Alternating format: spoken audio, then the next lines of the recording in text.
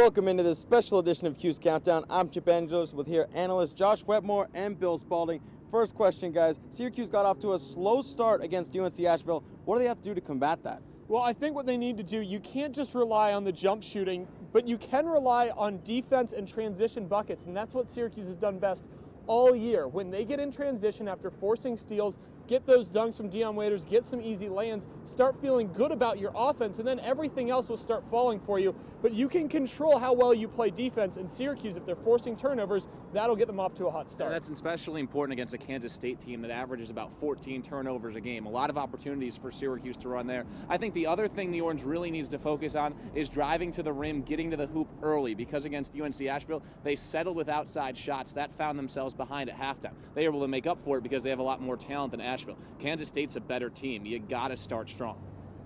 Kansas State, one of the best teams in this bracket in rebounding. How is SU going to get more rebounds without the presence of Fab Melo? Well, yeah, Kansas State's known as one of the better rebounding teams in the country. Syracuse, one of the worst rebounding teams in the country. They came into the tournament at 337th out of 341 teams in Division I basketball and rebounding. Not good news. Not good at all. You lose a 7-footer in Fab Melo. That doesn't help at all either. But the good news for Syracuse is they know what to do to fix it. The players talked today and said Kansas State's going to crash the board. Every player in the zone, even the guard, has to find the player nearest to him and put a body on that player. If they can do that, they should at least stay close in the rebounding battle. Yeah, it's a matter of staying close. I don't think Syracuse is going to win this rebounding battle. That doesn't mean they can't win the game. They've won plenty of games where they were out-rebounded. It is just a matter of the margin. And the guy I'm looking to here is CJ Fair. He's second on the team in rebounds, well, behind Fab Melo, who's not on the roster anymore. Now, he only got 18 minutes yesterday or on Thursday because he wasn't shooting well. He needs more than 18 minutes in this game because he's Syracuse's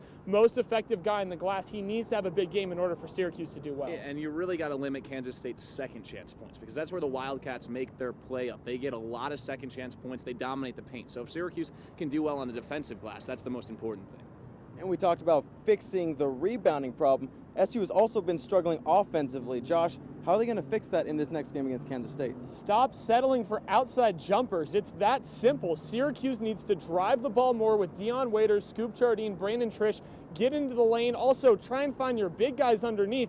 Now, once you drive the lane, find those big guys. If there are wide open shots on the perimeter, kick it out. Let them try and take it, but you can't just settle for those jumpers without running your offense into the middle, into the paint first. Well, Josh, you're right. And one of the reasons Syracuse has really been struggling is because they've been going up against zone defenses. Cincinnati played a zone. Asheville played a zone. Now, Kansas State, they're a man-to-man team. Everybody knows them as a tough, physical, man defensive team. But even their players today said they might play some zone against Syracuse because the Orange has been struggling. So, yeah, even against a zone, you got to get inside first and work from the inside to out, and then maybe the shots start falling.